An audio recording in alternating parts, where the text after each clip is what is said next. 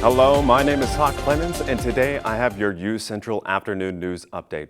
U.S. Attorney General Pam Bondi clashed repeatedly with Democrats on the House Judiciary Committee. Lawmakers had questions about the Epstein files, political prosecutions, and accountability for ICE agents. Bondi had deflections and insults. CNN's Paula Reed reports. This guy has Trump derangement syndrome. In her first appearance before House lawmakers, Attorney General Pam Bondi played to an audience of one. He is the most transparent president in the nation's history. And none of them asked Merrick Garland over the last 4 years one word about Jeffrey Epstein. How ironic is that? You know why?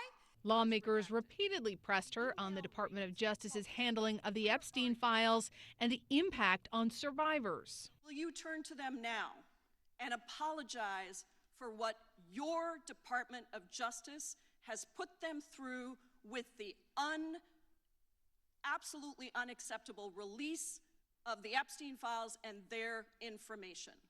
Congresswoman, you sat before Merrick Garland sat in this chair twice.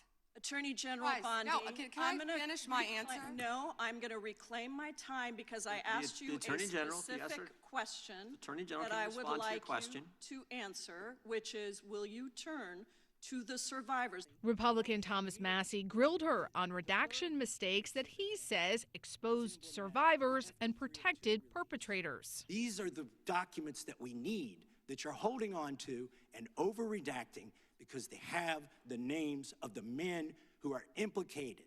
How do we know? Because the survivors gave testimony to the FBI. But Bondi came armed with personalized insults for any lawmaker that pressed her on an issue she did not want to discuss. And I told you about that, Attorney General, before you started. You don't tell me. Yeah, I did tell you because we saw what you did in the Senate. Lawyer, not even a lawyer. And the hearing swiftly devolved into a series of shouting matches. How many have you indicted? Excuse me, I'm going to answer the question. Answer my question. No, I'm going to answer the question the way I want to answer the question. No, Your you're going to answer the theatrics are question ridiculous. the way I asked it. Chairman Jordan, I'm not going to get in the gutter with these people. I believe you just lied under oath. There is ample evidence in the Epstein file. Don't you ever accuse me of a crime. I believe you. If they could maintain their composure, this isn't a circus, this is a hearing. Now, despite the theatrics, there was one area where they were able to reach sort of a bipartisan consensus, and that was on threats against lawmakers. The Attorney General said she would be willing to work across the aisle with lawmakers on that issue. Paula Reed, CNN, Washington. Yesterday, President Trump lashed out at Governor Kevin Stitt on his Truth Social app. This was over a dispute about the National Governors Association meeting in Washington. The dispute was over the White House only issuing invitations to Republican governors and not Democratic governors. Trump said on Truth Social, "The rhino governor of the great state of Oklahoma, in which I won all 77 counties 3 times, the only person to do so, incorrectly stated my position on the very exclusive governor's annual dinner and meeting at the White House," Trump wrote on Wednesday. "The invitations were sent to all governors other than 2, who I feel are not worthy of being there. The 2 governors who are not invited are Wes Moore of Maryland and Jared Polis of Colorado." Oklahoma is the first state to join the Home for Every Child initiative, which is led by the U.S. Department of Health. The program looks to increase the number of foster homes and reduce the amount of children entering the foster care system. Governor Stitt says that Oklahoma has 3,500 fewer kids in foster care in recent years and is invested in efforts to keep families together. State officials say that the effort will rely on community and faith-based partnerships to help recruit foster families and help build up the foster care system. Any families that are looking to become foster parents or just want more information about foster care, visit the Anna's House Foundation or oklahoma.gov for more details. Now let's toss it to Phoebe for our weather forecast.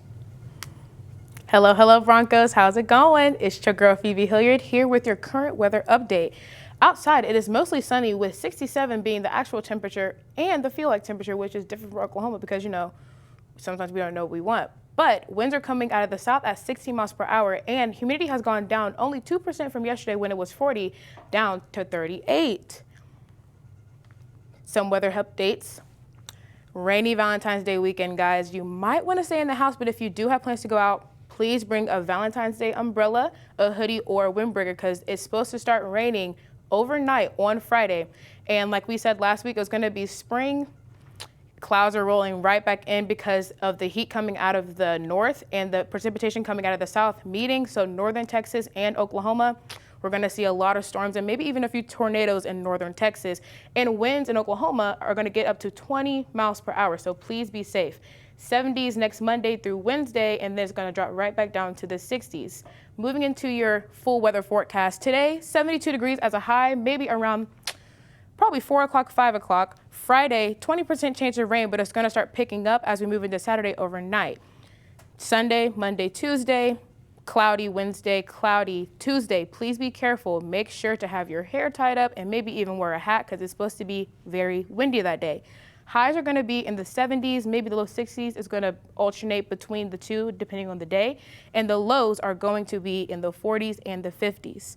Before I move on, I have a saying for you guys. Roses are red, violets are blue. The skies won't be blue on Valentine's Day, but your plans might be too. Now moving it on to Luke for sports. Hello, Bronco Nation. The number 7 ranked UCO softball team will be in action later today and throughout the weekend. The Broncos are taking part in the Cherokee Nation Festival this weekend with their first match starting today. The Chos will be competing in 5 matchups with the first one against Oklahoma Baptist. The Bisons are currently undefeated with a record of 10-0 on the season, but they are facing 2 ranked opponents with a match versus Rogers State right before their match with the UCO Broncos. The Broncos versus Bisons is set to start at 2:30 today live from the Cherokee Nation Festival in Tahlequah. The number 1 ranked UCO wrestling team is having their final matchup of the regular season on Sunday. The Broncos are preparing for the NCAA Super Region 4 championships that are being held this year at the Hamilton Fieldhouse. The Broncos are hosting the number 14 ranked Central Missouri Mules this Sunday. That matchup will be at the Hamilton Fieldhouse at 2 p.m. The Oklahoma City Thunder were victorious yesterday. The Thunder traveled to Phoenix and beat the Suns on the home court with a final score of 136-109. The Thunder are still remaining strong even without SGA, who is still sidelined with an injury for the next few weeks.